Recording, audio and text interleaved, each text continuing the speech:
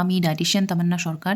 আজকে brown bread নিয়ে কথা বলবো। এখানে দেখা যাচ্ছে brown bread goodness of wheat লেখা। ব্রেডের ছবিটা নেই, তবে গমের ছবি আছে। ভিটামিন এনরিচড বলা হচ্ছে, B1 B3 B6 B9 B12 এগুলো রয়েছে, কিন্তু অ্যাকচুয়াল ইনফরমেশন তো এখানে থাকে না, ব্যাক সাইডে থাকে। চলে এলাম ব্যাক সাইডে, এখানে লেখা আছে made with goodness of fibre এবং আরও অন্য এসেনশিয়াল বি ভিটামিনস এগুলো রয়েছে। চলে আসা যাক ইনগ্রিডিয়েন্টস লিস্টে। এখানে রয়েছে ওয়াটার, হুইট ফ্লাওয়ার আটা, that is 32.5%, refined wheat flower ময়দা। তার মানে আটা যদি 32.5% থাকে, বাকিটা ময়দা দিয়ে কিন্তু তৈরি হয়েছে। ইস্ট আছে, কারণ অবভিয়াসলি ইস্ট লাগে পাউরুটি তৈরিতে। সুগার, তাহলে একটা পাউরুটি তৈরি করতে সুগার লাগছে, আর 32.5% আটা বাদিয়ে বাকিটা ময়দা লাগছে। কিছু হুইট গ্লুটেন তো থাকবেই। সল্ট আছে, রিফাইন পামোলিন অয়েল, তাহলে রিফাইন তেল যেটা কিনা আবার পাম অয়েল, সেটা দিয়ে তৈরি হয়েছে। এছাড়া প্রিজারভেটিভস রয়েছে, কারণ অনেক দিন ধরে রুটিটাকে বাঁচিয়ে রাখতে হবে। ইমালসিফায়ার রয়েছে, অ্যাসিড রেগুলেটর রয়েছে, কালার রয়েছে এবং কিছু এজেন্টস অ্যান্ড ভিটামিনস রয়েছে। তাহলে দেখুন কন্টেন্ট সুইট ঠিকই, কিন্তু তার মধ্যে ময়দার পার্সেন্টেজটা বেশি, আটারটার কম।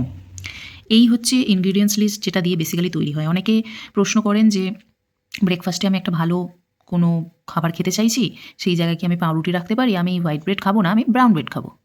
এই ক্ষেত্রে আপনারাই দেখুন যে ভালো জিনিস খেতে গিয়ে আপনারা হাতে গড়া আটা রুটিকে বাদ দিয়ে যেটিকে অ্যাকচুয়াল আটার রুটি বলে মনে করছেন, সেটি কিন্তু নয়, কারণ তার মধ্যে ময়দার ভাগটা অনেকটাই বেশি।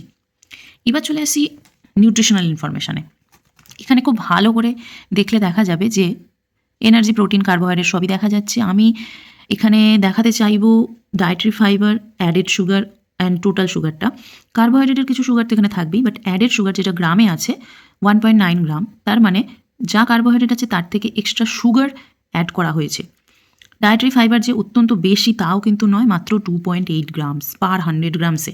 মানে 100 গ্রাম পাউরুটি খেলে আপনি মাত্র 2.8 গ্রাম ফাইবার পাবেন, যেটার থেকে অনেক বেশি ফাইবার আপনারা শাকসবজি, হাতে গড়া আটার রুটি বা ওটস, যে কোনো ধরনের ফল, এগুলো থেকে আপনারা পেয়ে যাবেন। নেক্সট, ফ্যাটি অ্যাসিডের ভালো কোনো মাত্রা নেই, সবই পয়েন্টে আছে, মানে একও নয়, 100 গ্রামে একেরও মাত্রা নয় good ফ্যাটগুলো।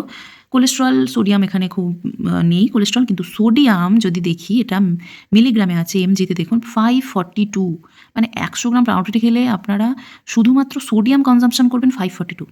That is obviously a process food. B1 B3 B6 সামনের ফ্রন্টে ছিল, ফ্রন্টের যে পেপারটাতে, কিন্তু এখানে যদি আমি দেখি খুবই কম, নেগলিজেবল, 0.4 2.9 0.3 69.6 হচ্ছে ফলিক অ্যাসিড, আর B12 মাত্র 0.5। এটা 100 গ্রামের ভ্যালু। তাহলে এবার আপনারাই ঠিক করুন যে কত নিউট্রিয়েন্ট এটা দিচ্ছে।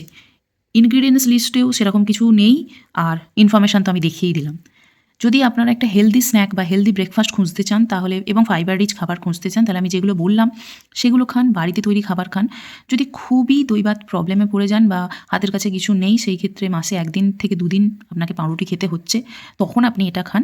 আদারওয়াইজ পাউরুটি বা সাদা পাউরুটি বা লাল পাউরুটি, যেটাকে আমরা ব্রাউন ব্রেড বলছি, সেগুলোকে এক্সক্লুড করাই কিন্তু ভালো হবে। নিউট্রিশনাল ইনফরমেশন, ডায়েট রিলেটেড কোয়ারিজের জন্য স্ক্রিনে দেওয়া নাম্বারে অবশ্যই যোগাযোগ করবেন।